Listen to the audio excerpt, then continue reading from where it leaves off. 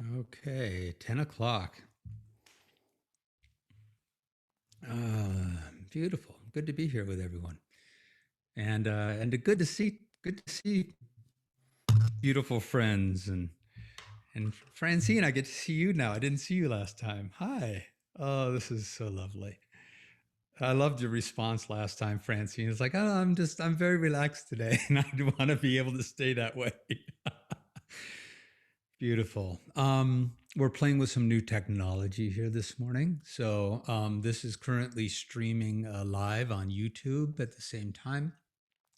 So for anyone who is viewing through YouTube, welcome. And you can also participate by going to my on Zoom if you so desire. Only at the live time of the event. It's Sunday morning at 10 o'clock. And if you want to visit or engage via Zoom, you just go to my website, chessedwards.com, and you'll see the link to the Zoom meeting there. If you're on YouTube, please do subscribe so that you can get more of these satsangs. And also, my channel is going to be getting a lot more active in the next number of months. That's one of the things that's manifesting out of this whole experience. So, for the YouTube folks, subscribe and like, and you'll get notifications when there's more content.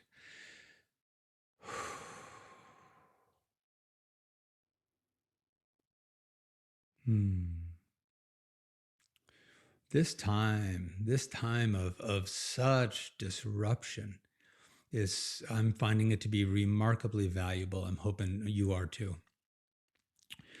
Because what we start to see is just about everything that we have attached our dependence on, that we have attached to for our sense of safety, security, wholeness, connection, love. We start to recognize a lot of it's, if not all of it, in fact, all of it, is unstable. Even friendships that we thought were stable, maybe we're starting to recognize some of those are showing some cracks. And so we're asked to look, and we're asked to find what's stable, what doesn't move, what's reliable.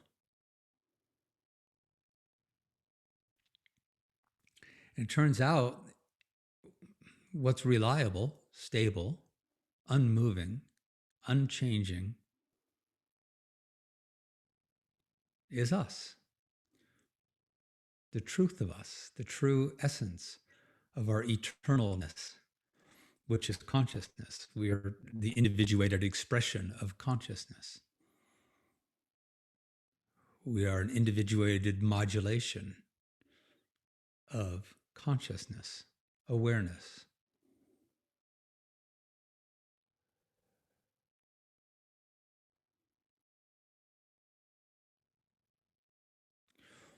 But we don't know that typically,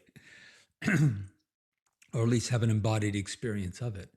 It's a distant. It seems like a distant or unattainable or cloudy concept to know ourselves beyond the physicality, the transient experience of this mind-body experience. So hopefully, we are taking the opportunity to practice within our meditations, learning how to look, learning how to see and feel into this eternal, imperishable essence of our beingness, of our wholeness, to bring into a beautiful balance part that's been missing. We've been so identified with the ego identity that is a part of our experience, but identified with the mind, the thoughts, the beliefs, that's who I am, the self-image that we've created, that's who I am, that we've not been allowing, that there might be a whole nother essence of our beingness, our divinity, And if we can start to allow that to come more in, to awaken to itself and be more present in this conscious experience, then the egoic self can drop a lot of its responsibility of being me, of being the self, of, of needing to hold it all together, of needing to have the better thoughts, needing to keep the better emotions in play, the needing to keep the pain at bay, the needing to organize and manipulate and shape the world to match, to satisfy our conditioned state of being. That can drop. And so we could just have an egoic personality that just ends up being a vehicle. And it comes into a really beautiful, harmonious, and humble relationship with our divinity. The egoic self becomes into service to allowing the divine to experience life, to experience itself through this vehicle of the human experience. So that's what we're going to play with today. I think I'm just going to speak for a little bit, and then I want to open it up to questions around how we're navigating this awakening, because it's slippery and it can be confusing.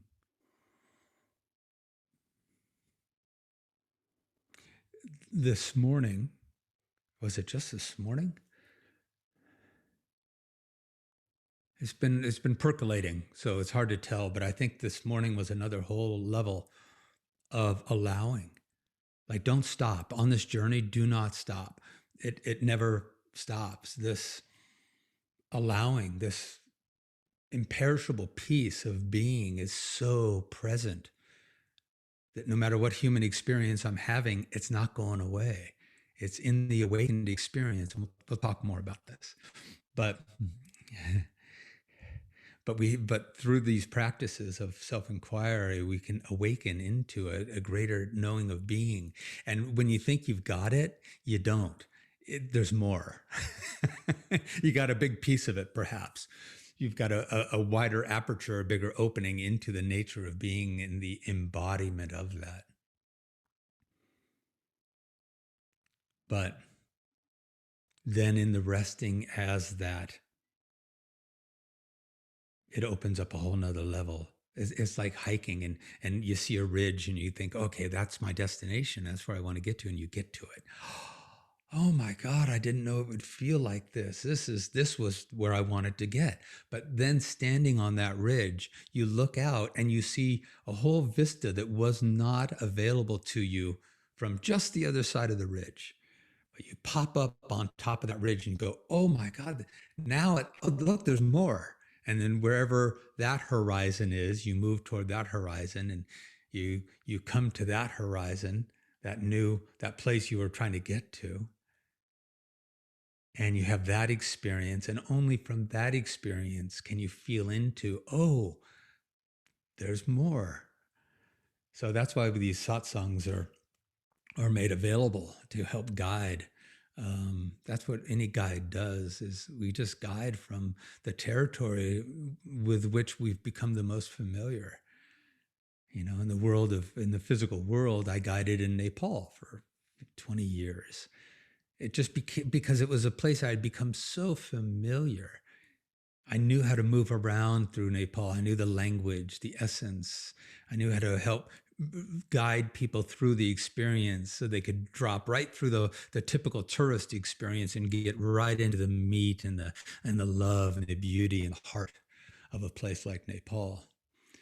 So that's all I'm doing here today, is I'm just trying as best as I can to help guide along a journey, a path with which I've become very familiar and devoted. And in that devotion, every day I learn more about the path and about the journey.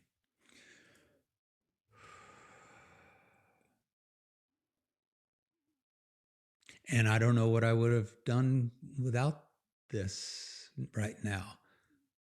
This whole experience that we're all going through would have just, I honestly don't know I can kind of remember maybe how I think I would have experienced it before, when the only self I knew was the very vulnerable and separate self who felt like he could be squashed and diminished in a moment through an unkind word or the loss of an income or the change of an external identity or how people viewed me. Any of that was just could be devastating to me. How if that was the only self I still had and knew, and I didn't know the imperishable, have a knowing, an embodied knowing of the imperishable nature of love and peace that we are, this would be really hard. So I'm glad we're all here together.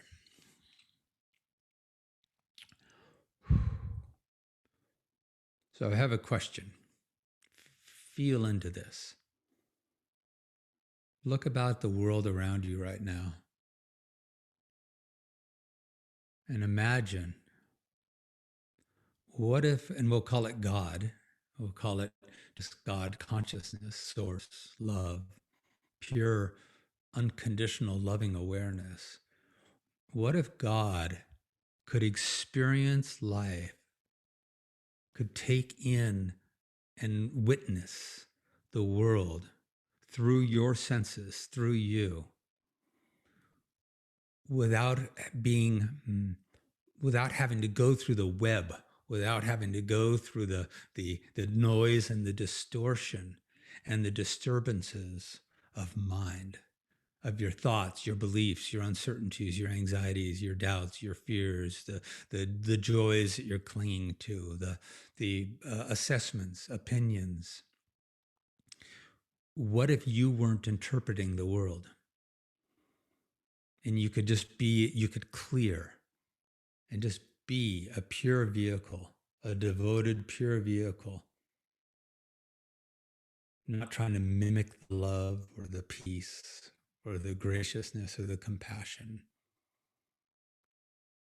trying to be compassionate, trying to be allowing, trying to be more understanding. What if you could just clear all of that and be an empty vessel? That God, consciousness, could just experience everything through you. That's only scary often when you think you are the small you. And we're saying, let that go.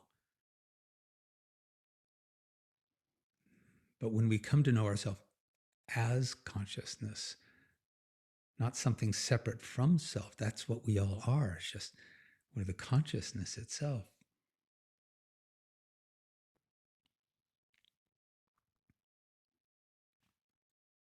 I am that. Oh, and what is the nature of that? Oh, that is at peace, and that's infinitely curious and playful and loving and present.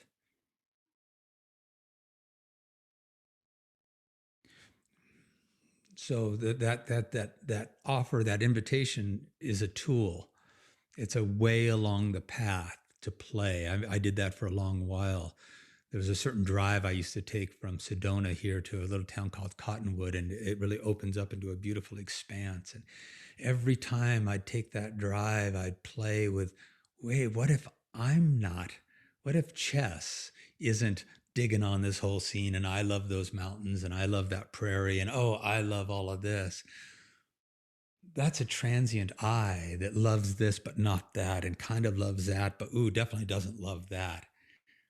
What if that I wasn't present? And that I could get out of the way.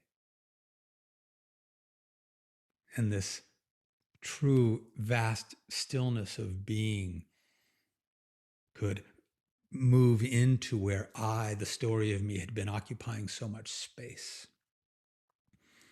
And if that emptied, then the embodiment of the consciousness could awaken. And it turns out that the experience doesn't diminish. In fact, it becomes all that much more luscious because it's not moving through the narrow story of self. I like that. I don't like that. The consciousness, the pure beingness of love just is present, and it just experiences without all judgments. So I'm going to give one little analogy here, and then we'll see if there's any questions. So feel into this. See if you have any questions or shares around your experience of this journey of waking up out of the dream, the constructed idea of you, and awakening the true imperishable nature of consciousness that is you. So when you're asleep in a dream, feel into it. You go to bed at night, you fall into a dream state, you're dreaming. In that dream, unless you're lucid dreaming, so this is the regular, just standard dream, you're not aware of the dreamer, are you? You're in the dream. That's all there is the dream. And you see within a dream how much the mind is just making stuff up and throwing ideas around and then how real they can feel. And within the dream, maybe you're being chased by a tiger for whatever reason your mind wanted to make that happen. And in that moment, you feel like you're being chased by a tiger. You actually feel the fear. You might wake up in a sweat and then you realize, oh my God, I'm feeling this because my mind made up being chased by a tiger. But in the dream, you have no awareness of the dreamer. In this metaphor, the dreamer is consciousness, stillness, an unmoving, no agenda presence of love. That's the dreamer. That's the one within which this dream of self is occurring. And we're collapsed in the dream of self. And as long as you're in the dream and aren't attempting to find a dreamer, don't even really consider the concept that there might even be a dreamer that is dreaming this dream of self.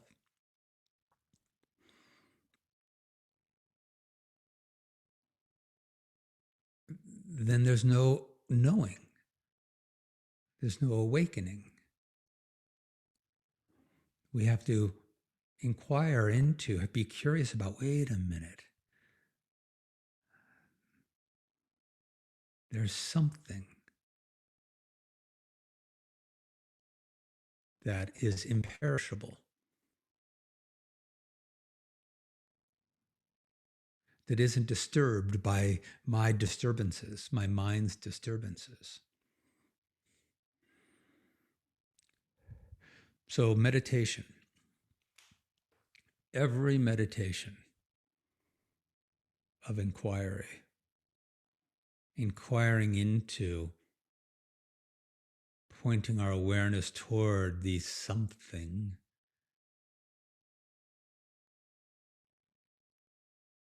that is always present when my mind stops having a dream of fear and making me out of everything. When that slows, when that calms, when that relaxes, something is always present, unchanging. Every meditation of inquiry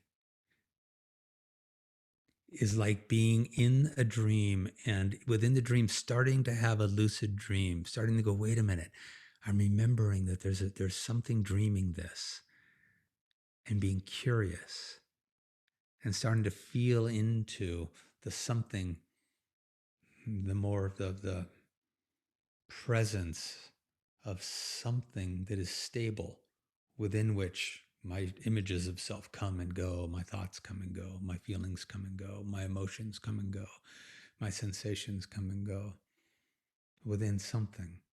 And, and every meditation that we feel into what is the nature of that something. And just allow it. Surrender for a moment the story of self to see what is there beyond the story. Surrendering the dream and feeling what is the nature of something within which this dream keeps changing. Every meditation of inquiry is like poking the dreamer and waking it up for a second. And imagine again being in that dream and becoming momentarily aware of the peaceful self that's just having a weird dream. Maybe it's a pleasant dream. Maybe it's a disastrous dream.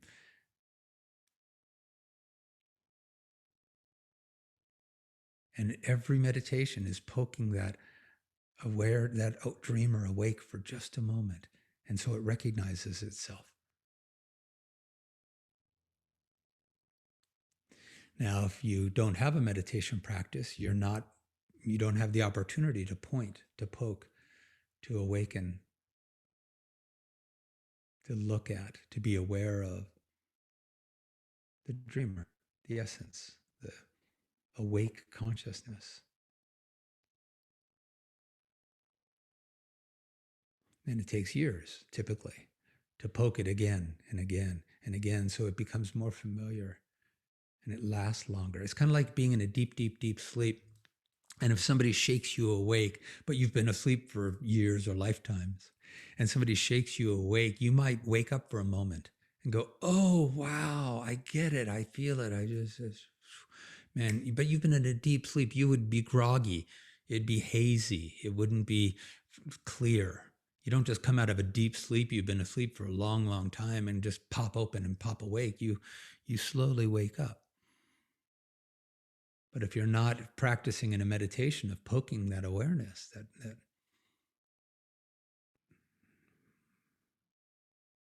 looking at, becoming familiar with, feeling into the something, the stability of peace, stillness.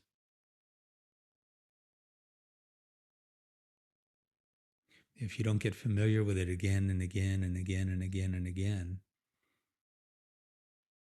it can't awaken.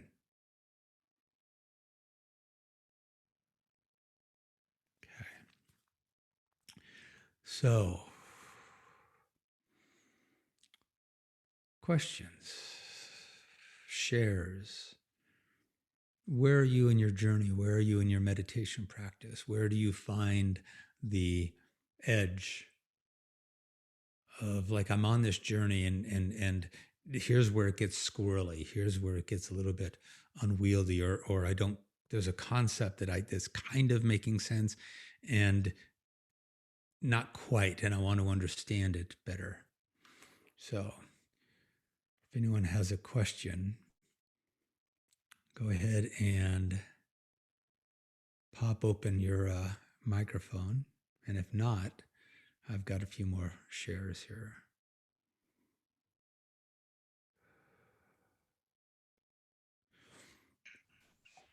I saw Bill open his first, or theirs first, but I don't. Okay. Do you want to share? Okay, let's start with Bill, and then we'll come back to you, Francine. Bill, did you open your microphone there? Okay. Bill, are you there?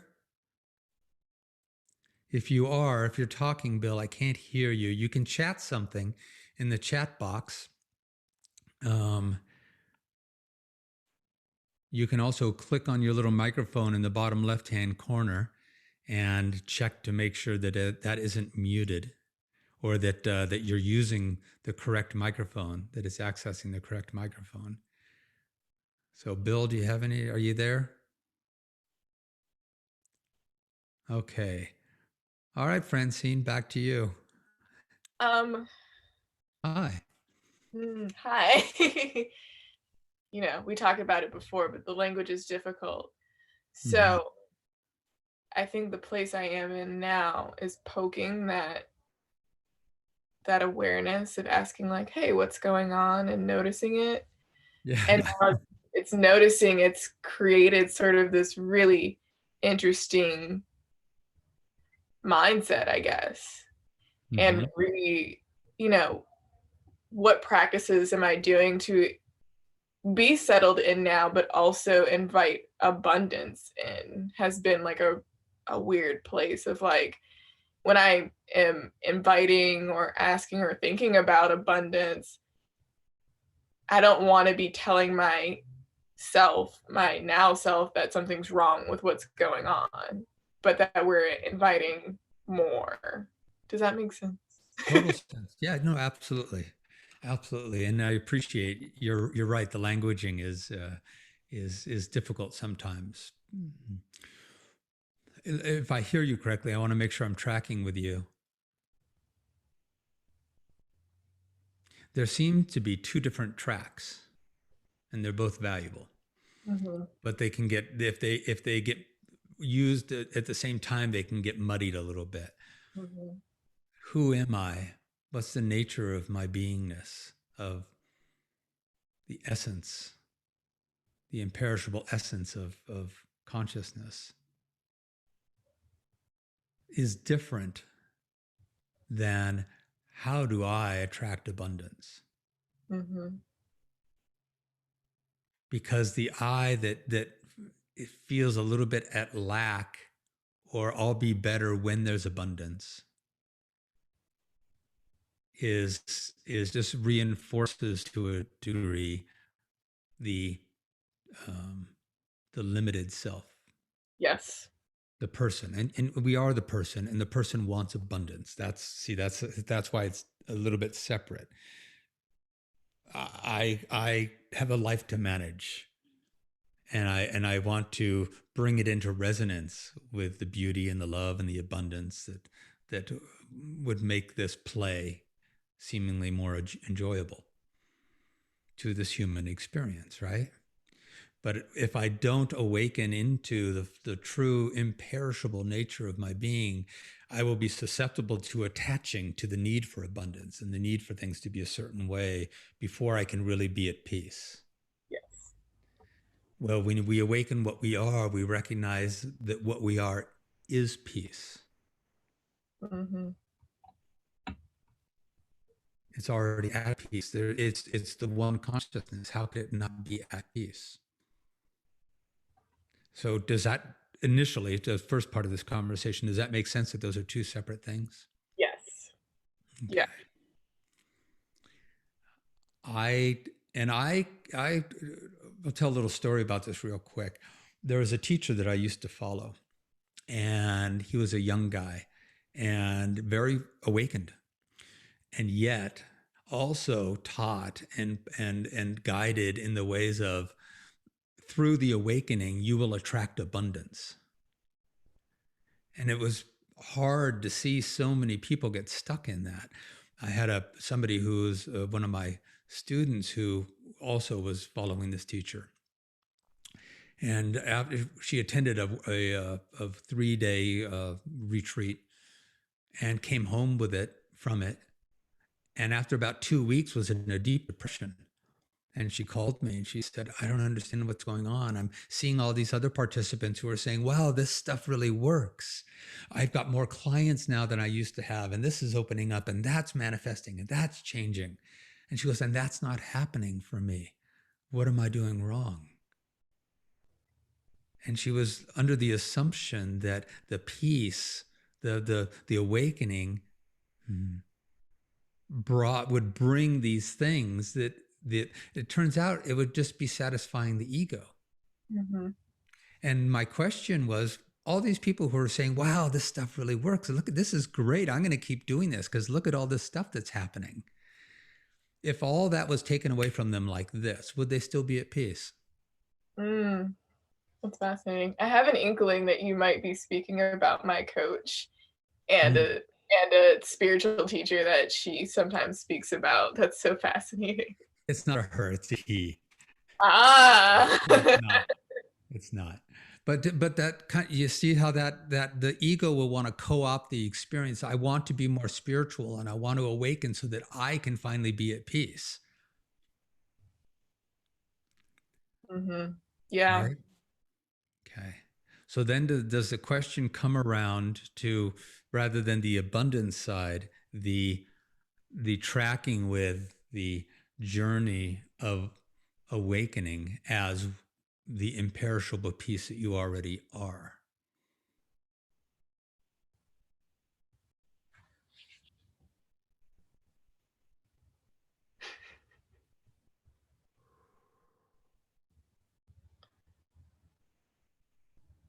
What is the closest you feel you come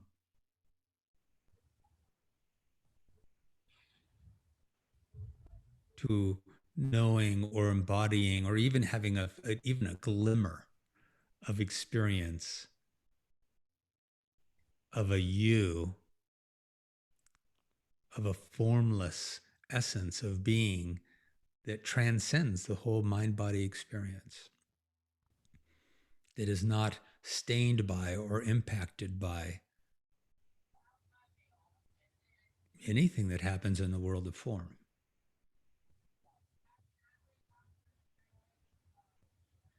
Do you have any inkling of that larger, if you will, love or peace or stillness? Again, words are always lacking, that Mhm. you are.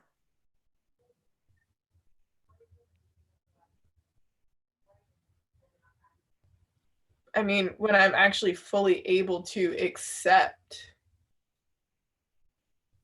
and then even the mind steps in then and says, I live a very middle class life. So, of course, I'm able to accept. And accept what?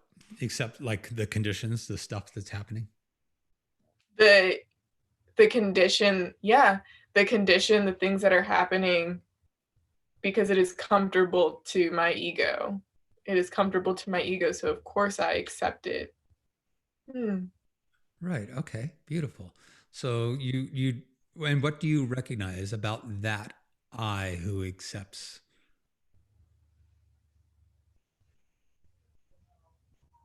These are so hard to answer. That's all right. It's good. Good. That's why they're called inquiries. Really inquire into. And if it's I don't know, then it's I don't know. That's fine, right? But there's an I, because that I says I can accept. Okay, try it this way. That I says I can accept, right? Okay, so play with your whole world turns to shit.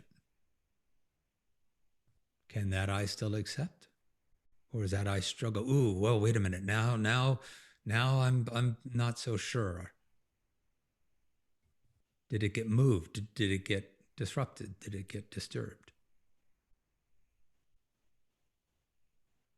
A little bit. Not as much as it used to, but a little bit. Absolutely not as much as it used to, Yeah. right?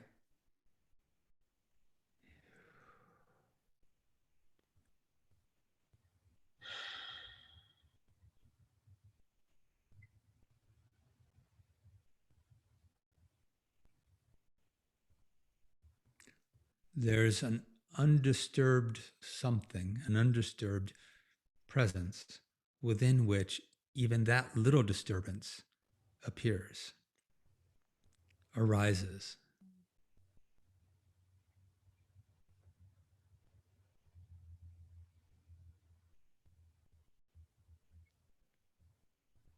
It feels like it would be helpful. Is it Fran or Francine?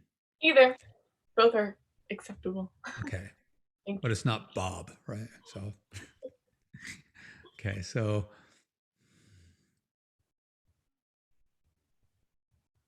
it feels like it'd be helpful, Francine, to become more familiar and curious about the formless. Mm-hmm. Okay. We get pretty wrapped up in this world of form. Yes, I've been practicing the meditation that you mentioned of looking and observing and not naming things. It is very slow. It happens Yeah. like a split of a second. Like, yeah. Okay, I'll give you one that might be a little bit easier. Do you have either, is there a place you're familiar with that is like an overlook that looks out over nature, looks out over some sort of expanse? Yes. Okay. Imagine being there right now and viewing the expanse. Okay. And come to recognize that there's objects, what's the view? What's the vista? What's the scene? Lots of greenery mixed with city that goes and goes and goes until water. Okay, perfect. So there's a lot of objects in that, isn't there? Yes. Some of them might be beautiful objects, some of them might not be as beautiful of objects. But there's a lot of stuff there. Come to recognize that the focus typically is on the stuff, trying to find the beautiful stuff, trying to allow more of the recognition of the beauty of the beautiful stuff and not be disturbed by the starkness or the harshness of the not so beautiful stuff. And so we're navigating the world of form, trying to find the beauty in it. Does this make sense so far? Yes. Okay. Feel into all of that is happening within a great stillness or a great spaciousness.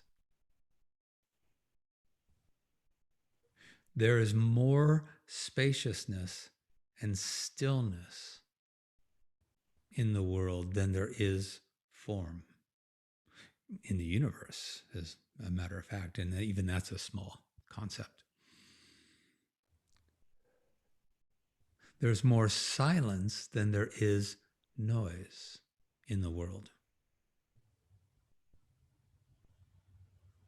We get distracted by the noise of the world. We get distracted by the noise of our thoughts. We get distracted by the noise of our mind, of our opinions, of our judgments, of our assessments. So the practice is to be more interested in, more curious about, more aligned with the silence. Feel into the world and just feel into, wow, there's actually far more silence and stillness and space than there is the movement of objects.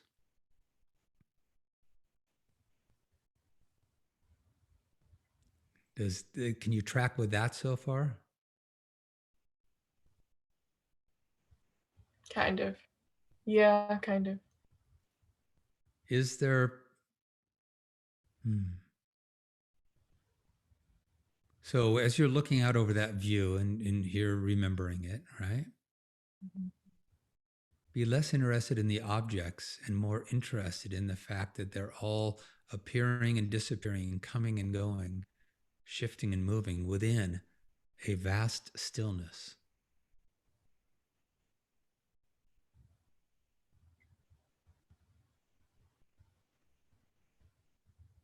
This nuance is little by little. But we start to see how addicted we are and how transfixed we are with the world of form. It doesn't mean we can't come back and play in this world of form fully. The idea is to wake up into something larger so that that can be fully awake, and then we can come and play in the world of transience and form. Mm. So it's identifying with and becoming more familiar with the spaciousness. I'll ask it another way. Can you see the light in the room that you're in?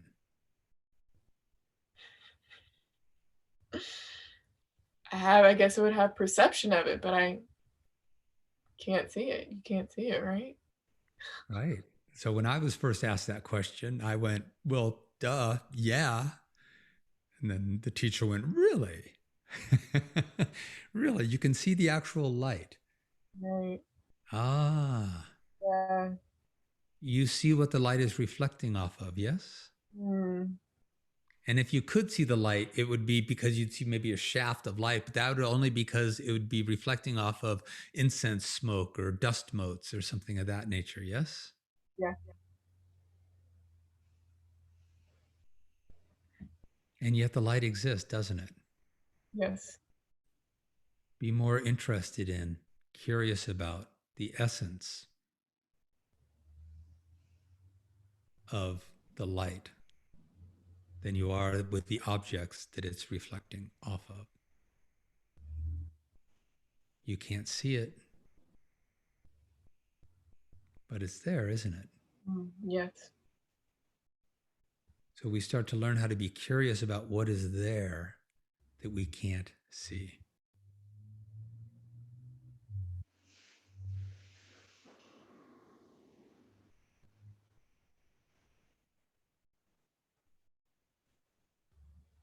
Can't see love, can you?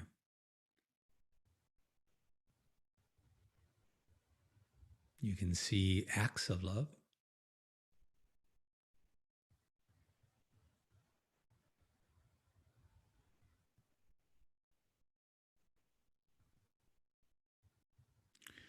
Just start to become more curious about, feel into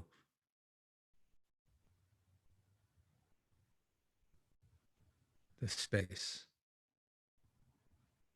the stillness,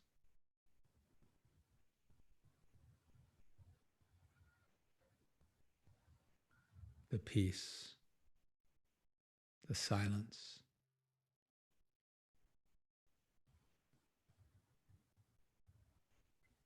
And that's when in the awakened state, you find that you're moving through the world of form and you're still much more identified with, or you're much more attentive to, the unchanging love within which everything is coming and going. And the love is formless. Is that helpful? Yes. I think I gotta meditate on it more.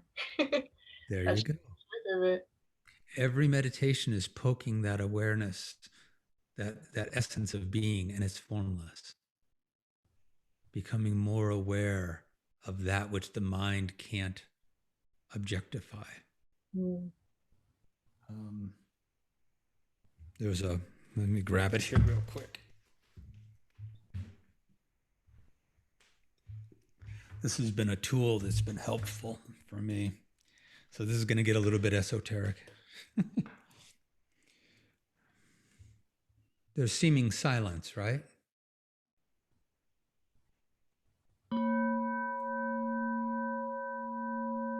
There's now the sound of the bell.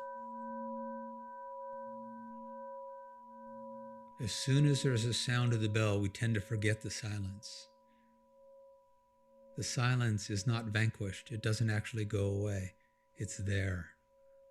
There's a transient sound of a bell. Don't forget the silence, even when the bell's ringing.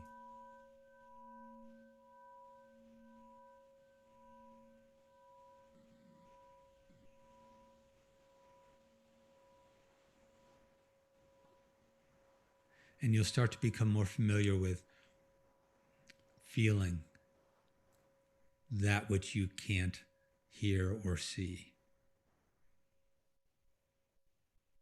Okay? And patience. If you truly want to know you,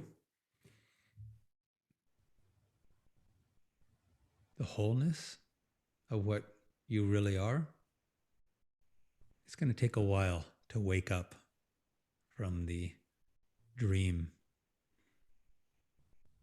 that is transfixed on all the thoughts and beliefs and assessments and opinions and judgments.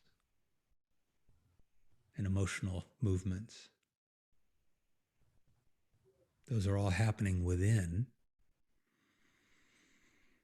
awareness.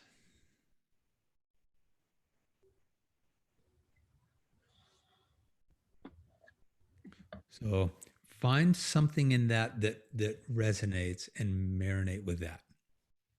That's the meditation, is to find a glimmer, a nugget of something that goes, ooh, that concept, that one, I feel that. There's some joy in that, or there's some peace in that, and just sit with that with patience and explore into it. Okay. Yes, thank you. Beautiful. Thank you, Francine. And it's tricky. It's slippery. It takes a while. It comes and goes. And that's why most people abandon it. That's why most people go, let me just, the ego goes, I don't know how to do this yet. And I'm not happy and I'm not comfortable with the unfamiliar. And this is still kind of unfamiliar. So I'll just go back to doing it the old way. I'll go back to trying to create happier, more peaceful thoughts and rest in stillness. The freedom, the awakening is coming to know yourself as the vast stillness, not resting in it as a separate being, but you are the actual stillness. So the it gets weird and slippery, and it goes, I don't quite know how to do this yet. And so it says, can we just go back to the way we used to do it, of trying to be more peaceful or still or loving or gracious? And I promise I'll do it better this time. All right, beautiful. Anyone else? Hi, Jess. I'm Christine. I met you about 1.5 years ago when I was in Sedona. Hi, You were one of Christine. the Yes, there's, practitioners I see your picture. There you are. that I met with. Thank you so much for this. This is,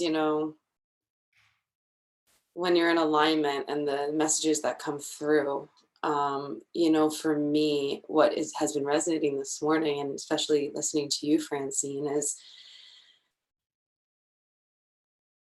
going into acceptance of what is, of just what is. And I am someone that by profession, I produce live events, and I know how to do. Doing is what I've been patterned to be great at. And learning to be is doing, right? But it's just such a different essence and breath that comes with it. And Mm. for me, being is very closely related to detachment, of the idea of how I thought and felt anything would play out. And if I have these attachments to what is, I'm not actually surrendering to what is and being. Okay. Here's a little nuance. You talked about the allowing, right? Feel into it right now, Christine, and feel to the degree to which the allowing is still a doing Mm, of you. I am allowing. I need to learn how to allow more. mm. Allowing. So, so you know the feeling of allowing, yes? I've experienced it sometimes, yes. Okay. Instead of trying then to get there through the activity of allowing, if I practice the activity of allowing, I need to allow, let me allow more, let me just be with what is, Mm, you tend to, quote, arrive at a sense of peace because you're quieting the mind. You're telling the mind to stop obsessing and thinking about and judging and assessing everything. Yeah? Does that make sense? mhm, Okay. And then you arrive into something that feels better. That place where you arrive that feels better, even though it came through in that practice, it came through the activity of allowing, it's temporary because it came through a mind exercise. When you arrive at any sense of that peace, recognize you are that. Allowing is not an activity of the mind. It is the essence of your being. What if you just are the allowing? Not something you do, not something you move in and out of. What if, whether you remember it or not, again, if it's the awakened state, you may not always be aware of it. But when you are, that's just you. Consciousness, unconditional loving awareness, as Baba Ramdas called it, is not a place you get to. It is you. Be the allowing. Don't try to allow. Be the allowing.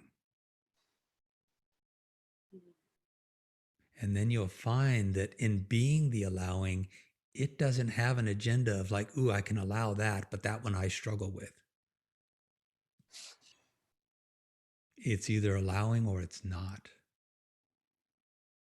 If it says, I allow this, but not that, and kind of that, then that is an activity of allowing. That's the ego playing with and practicing, trying to be allowing. Does that make sense? Oh, for sure. I'm grateful for the message that's coming through. Yeah. Thank you. Be the allowing. Rupert Spira is a beautiful teacher. And one of the teachings that helped me a lot, and I could probably only marinate in it and be with it when I was ready. But it was, don't start your meditation thinking, if I move to peace, someday, at some point I'll get to a state of allowing. Start as the allowing. Sit in the meditation and start with, I am. I am consciousness. Consciousness is already at peace, already at whole, already allowing.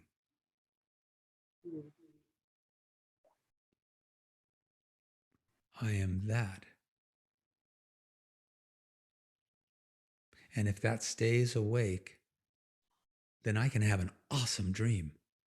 Then I can play as the person in all these different ways. If I don't remember myself as the wholeness and only as the person trying to be an awesome person, allowing person, gracious person, comfortable person, not fearful person, that's always going to be slippery and it's always going to come and go. But when we embody and recognize ourselves as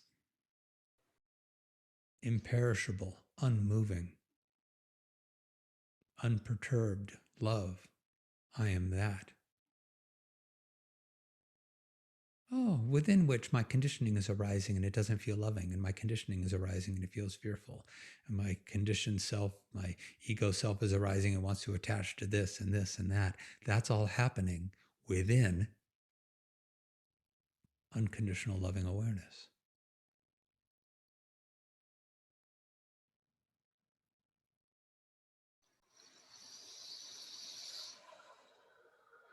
So allow yourself to be both. I'm going to show you a picture here. This has been one of my most helpful ones for me. Let's see here. Teach. There we go. Okay. Go back to Zoom. It's kind of fun being able to do all this.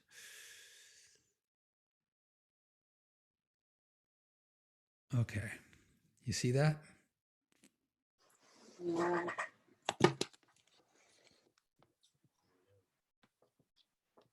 We are already, the essence of our being is already pure, whole, uncloudy, unmuddied. That is consciousness itself that is manifested and modulated and individuated into all of these ego experiences. Let's remember what we really are, feeling into the nature of stillness. some, quote, thing that is unperturbed by all the movements of conditions and thoughts and beliefs and conditioning. And it rests as peace and invites and allows anything, external or internal, to arise.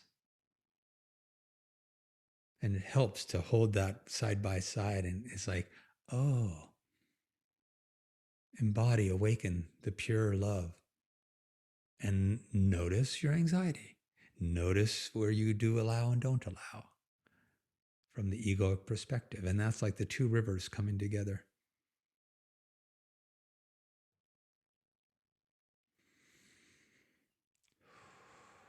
Awakening has an edge to it. It's like, you're in a dream and you have a moment of going, oh, wow, wait a minute. In a moment of lucid dreaming, you go, oh, wait a minute. I'm not really being chased by a tiger. This is just manifestations of my mind. Bring it on. And how liberating that is, right? So now you can, as you come into the embodiment, the familiarity with stillness, and the idea is to practice knowing the stillness until you come to know yourself as the stillness. You are the unperturbed consciousness. That's the nature of our being. But it's obscured. It's obscured by our thoughts and our mind and our beliefs and our efforting and our trying. And I'm going to try to be a better mind. I really, really, really am. All right. So let me stop that share. All right. Beautiful, Christine. Thank you, my dear. All right. We got a couple of minutes left here. So the meditation that I'm going to offer here is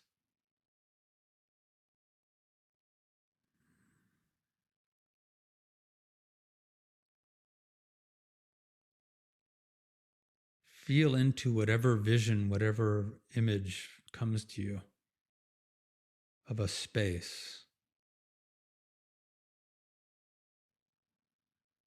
You could be pulled out in a like looking down at the earth view. You could be looking out over a vista of mountain tops. And recognize there's all these individuated bits of form, all these individuated bits of activity, of movement, of transience.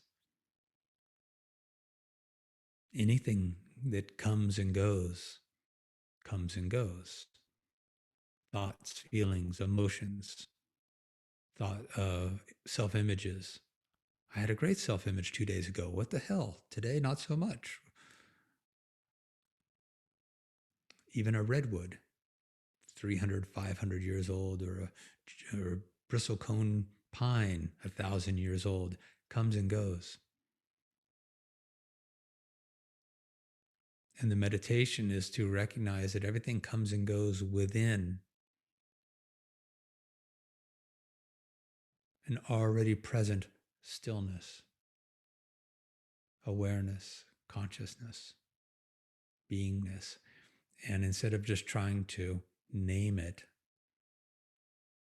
feel into its nature. Once you've named it, okay, there's something within which even my own mind comes and goes, like clouds come and go within a sky.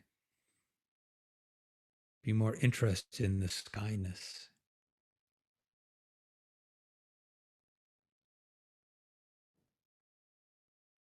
Be more interested in what that which you cannot see feels like.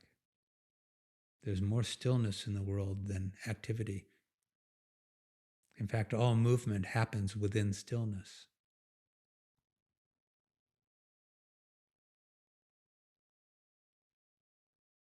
Even disturbing thoughts happen within peace. Our peace doesn't come and go. The personal peace comes and goes within the peace of consciousness that doesn't. And that's kind of the paradox. When you come to awaken in and rest in that, ubiquitous, imperishable peace. You can watch your personal peace come and go, knowing that you are the imperishable peace that doesn't come and go. Yeah, it gets very fun. All right, my dears. In the chat area, if you're at all interested and able, there's a couple of links if you want to make any donations towards Satsang that allow for this all to happen, the lights and the equipment and the stuff, but it's not necessary. If you are called and it works for you, any donations are welcome and appreciated. But again, this is an offering of love and joy. It's just once consciousness is awakened, it wants to awaken itself everywhere. It wants to liberate itself wherever it can. Thursday evening, I think I'm going to do another couple of Thursday evenings. These are going to continue on Sunday mornings, but I think the Thursday evenings we'll see what happens in that world of form and see where we want to go with this. If you want to work with me directly, I'm available. Just reach out to me and we'll figure something out. But the regular engagements and the questions and the guidance is what helped me greatly. And I don't know how to navigate unfamiliar territory without a guide who's been in that territory before and can explain some of what's happening and how to move through that with more grace. Much love, everybody. Much love. Again, if you're on YouTube, subscribe, like, and we'll all keep playing and growing and awakening together. Beautiful. Thank you for being here. And please come back again and again and again. And we'll keep exploring. Blessings.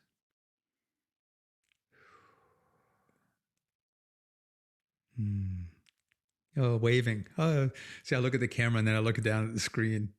Oh, thank you, everyone. Oh, so much love. Hey, Bill. Good to see you, brother. All right.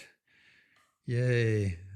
Good to see you too, Jess. Thanks. Hey, this is microphone. Woo-hoo! Be well. You too, my friend. All right. Blessings.